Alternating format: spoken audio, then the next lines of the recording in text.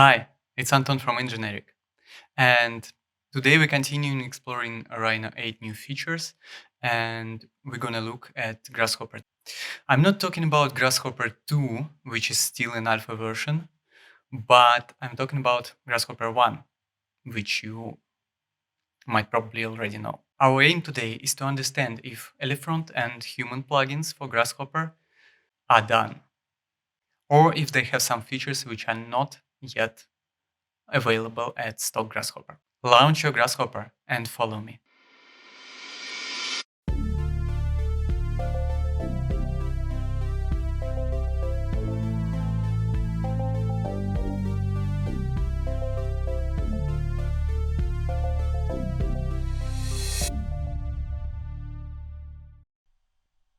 Once Grasshopper is open, we immediately see a new tab, which reminds us of Rhino. As you know, for years, Rhino and Grasshopper were two separate programs, and Grasshopper was a plugin for Rhino, a separate one. But recently they merged together and they become one single program. And over the years, Grasshopper integrated some parts of Rhino, and Grasshopper integrated some parts of other plugins which were widely used. And I think now the merge of Rhino and Grasshopper is pretty solid. Let's check what's new. At the geometry tab, we immediately see there are some new containers. As you can see, there are some containers for dimensions, hatch, and separate extrusion one. Also, there is a container for groups. Now let's go to the Rhino tab. And here we see a lot of stuff that kindly remind us of Elefront. And it's not only a reminder, it's literally a replacement for it. So now we are able to bake stuff, to retrieve stuff from Rhino, and to add a user text right from Grasshopper. Let's start with a simple example. I will create an XZ plane. In that plane, I will create a rectangle.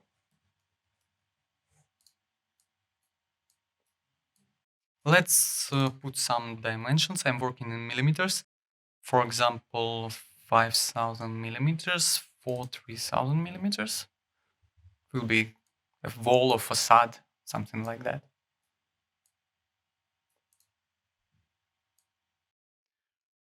After that, I will create a mesh plane.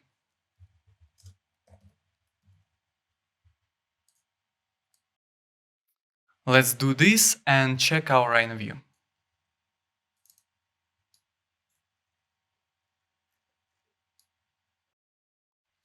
Okay, here we go. Good. I will modify a bit the number of mesh faces. Let's say 11 in width and something about 5 in height. And that shall do.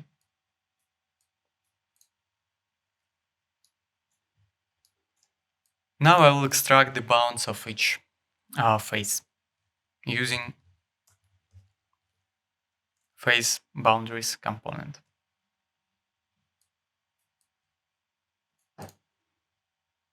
I can turn off the preview of everything else except face boundaries. And we will continue working with that. As you remember, there is also a human plugin which allows us to create a custom preview line weights, right? So I can put my lines here. I will change the color of them. Let's make them white so they are more visible. And I will adjust a thickness to make them more or less thick. Good. Getting something like that.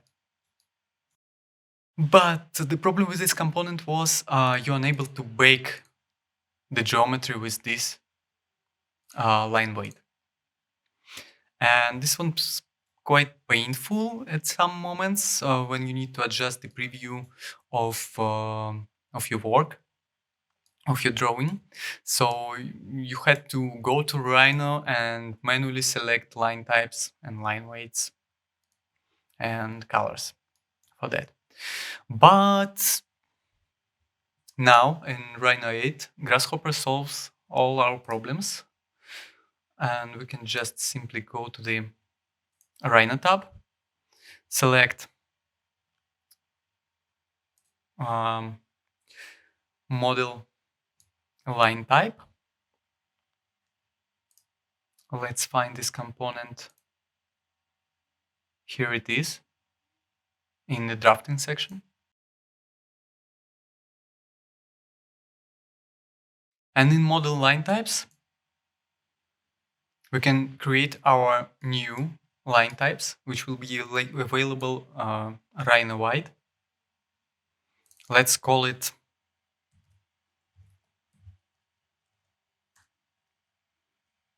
bold dash.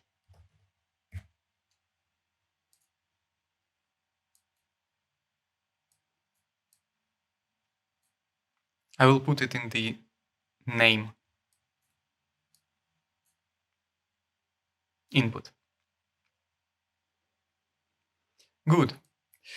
Now there is a segments we shall provide for the dash. It should be a list of numbers where positive numbers are actually line dashes and the negative numbers are spaces between lines.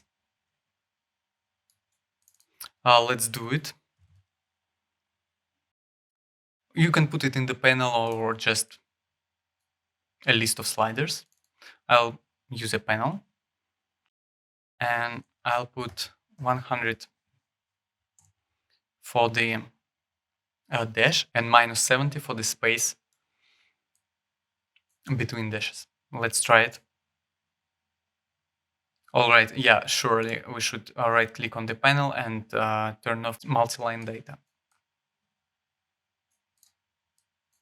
Great, now it works. And here as well, I can put a width, let's say something around 8, or maybe 6 as well, here will work. Good, now we created a new line type.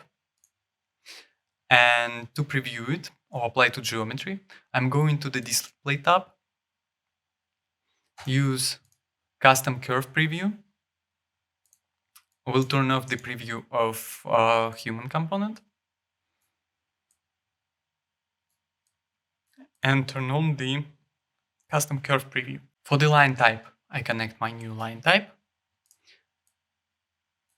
and I can see it now in Rhino. Let me turn off the boundaries component so you can clearly see the dashes. We can control the width here. We can change the color as well, just like this.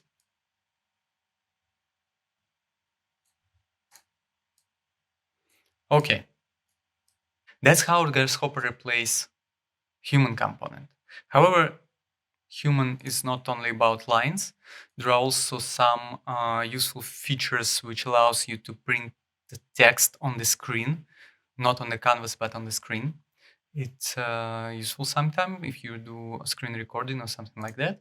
Okay, now let's check Elefront. Elefront allows us to work with blocks mainly. You can also have some annotation stuff. You have options for baking. The useful feature which allows you to export files in any file format that Rhino allows. Let's see what Grasshopper provides us instead of Elefront. So right now we have a dashed lines, but they're not in Rhino, they're still in Grasshopper. And I'd like to bake them right as they are in dashes. All right, in order to bake our objects, we have a bake component. It's called content cache.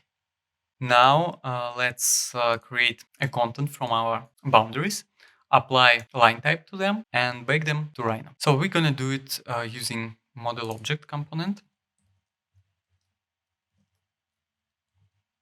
which allow us to assemble all the required stuff in the object. So first of all, it goes with geometry. For now, we have polyline curves. Then I'll apply a name for these curves so I can retrieve them later. I'll call them grid. Once it's done, I can specify the layer. I will not do it now. You can specify the visibility if the objects are visible or they're hidden. And we will need to apply some display attributes. This is actually a color they're going to be displayed with. Let's do that. We're going to use display attributes component, which are also provided in the object tab. Here it is. I will connect display attributes. And for the attributes, I need to provide DC input, display color. It's going to be the white one, as we did before. Great. We're done with display. Now we'll need to provide the line type. I'm using drafting input. And for the drafting input, we'll need drafting attributes. This component, which you can find in the object tab. In the drafting attributes, we fill the line type input from our model line type component. And that's pretty much it. I connect drafting to the model object. And it's already good to go. Now let's do one more thing. I'm gonna add user text to the object. I'm gonna enumerate every grid cell I have here. So later I can retrieve the necessary cell by user text.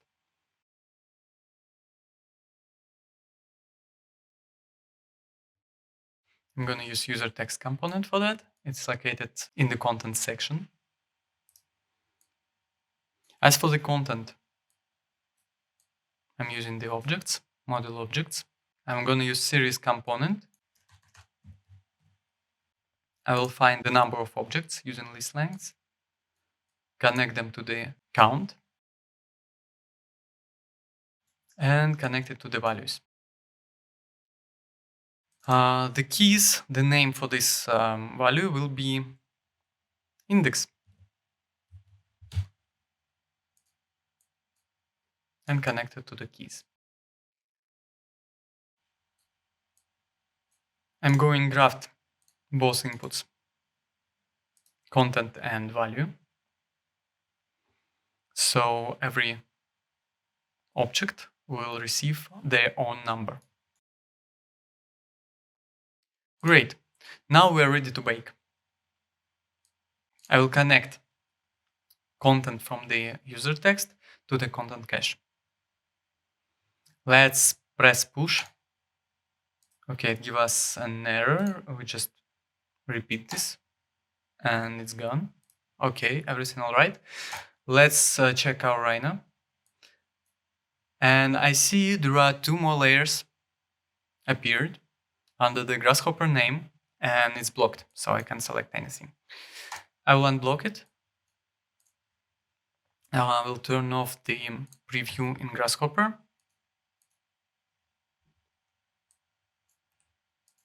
So we just see the actual Rhino geometry. And here it is. It's actually a dashed curve, properly baked in Rhino. Isn't that amazing? I think it's great. I can change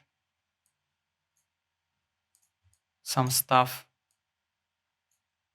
in Rhino now. Let's do something like that.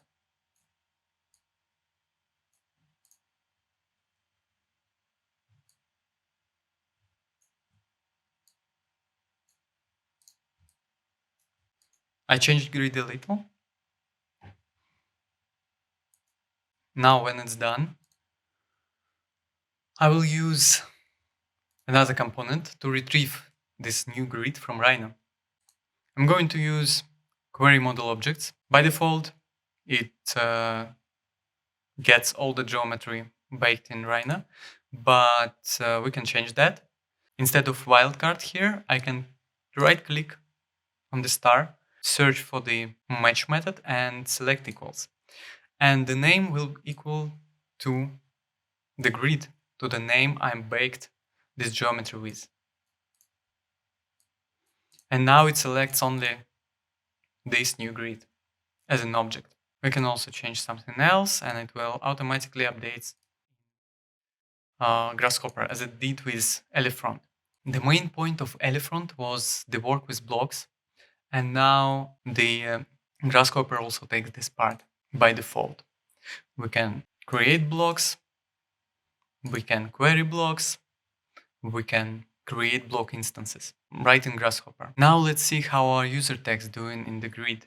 I will select one cell, I'll go to the properties, user text, and here it is, baked with the value I gave them. We can also use user text to calculate the area of the cells. There is also functions you can use in user text in Rhino and now in Grasshopper as well. It looks very promising, but not as promising as Grasshopper 2. But we still need to wait for it anyway. Okay. Now when we receive the model objects back, let's retrieve geometry from them and we will add some dimensions. Now we can bake the proper Rhino dimensions. And that's amazing. Let's use model object again to retrieve all the geometry we have in our query. So we're interested in geometry output. So these are just simple curves. Also, I'd like to retrieve the user text I did before.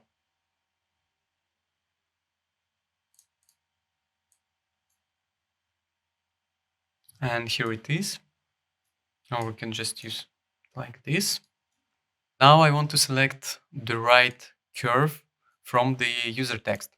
I need to select the cell with number 8 in the user text. So I will use equality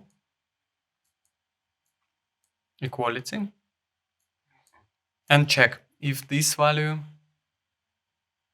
matches the number 8. Then I will use cool pattern. This is going to be the pattern, and this is the actual curve, and I need to graft it. Okay, let's see. Yeah, and just one cell was selected as I expected.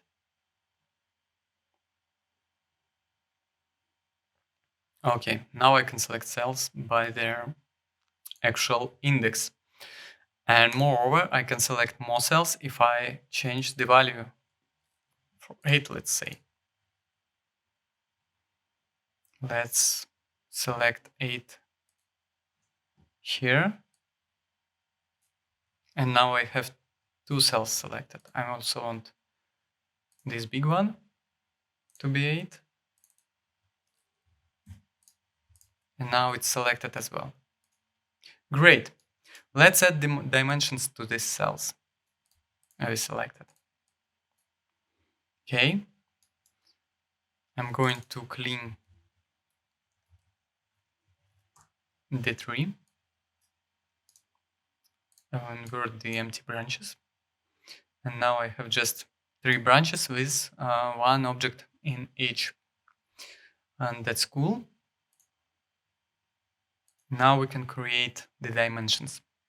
Everything we have here is rectilinear for now. So I'm going to use linear dimensions. To use linear dimensions, we need to provide a baseline. Baseline is basically one side of your cell. I will explode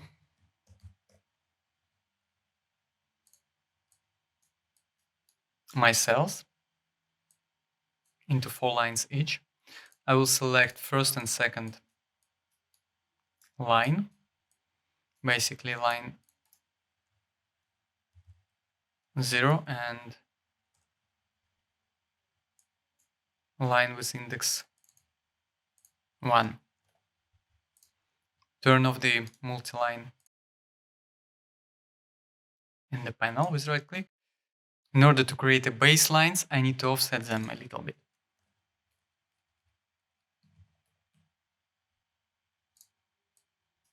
I will offset the lines. Let's see if 100 is enough. No, it's not enough for me. I will increase this value a little bit. Of course, I need to provide the plane I'm drawing it. It's actually XZ plane. Like this. Perfect. Okay, and yeah, it's going to be something like that.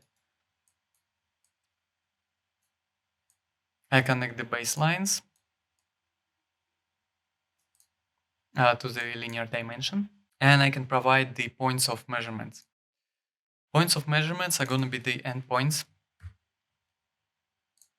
of my lines, but not offset ones.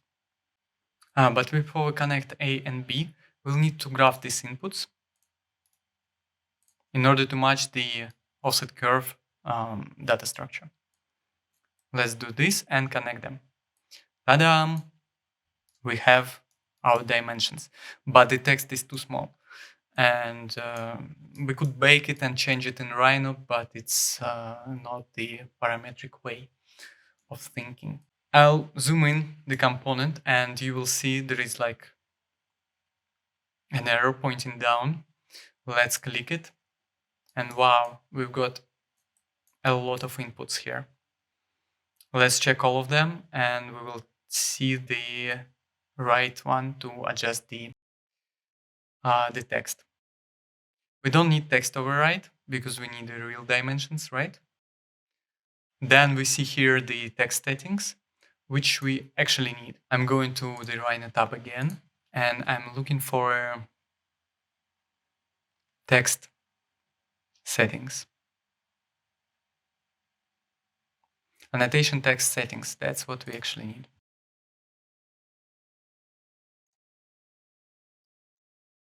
The font is not interesting.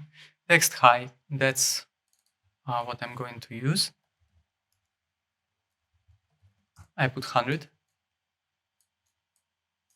And I connect TS to TS. Ta-da! Amazing. We've got a proper sized text dimensions, but we can't see the errors on the side. What we need is an error settings. I'm going to annotations, search for annotation error settings, and here we can select the types of the errors, and what we need is actual size. Let's do something like this for now, then we will change it. Okay, fine, that's good. Okay, that's pretty much it. And you can do a lot more with new Grasshopper functions, and it's super fun. You can adjust units, you can create different types of annotations. You can even use hatches now by default. And also you can, without any problem, you can bake whatever you need in the actual Rhino elements, like dimension, and change the rest in Rhino. So I think it's a pretty big update and it's simplified the workflows. Now the workflow can be fully parametric without any doubts and extensive coding. I hope it was an interesting session. Press likes, subscribe to our channel, check our parametric design market. Also tell us in the comments what do you think, if Elefront and Rhino will still be present or Grasshopper will completely replace them. Thank you. See you next time.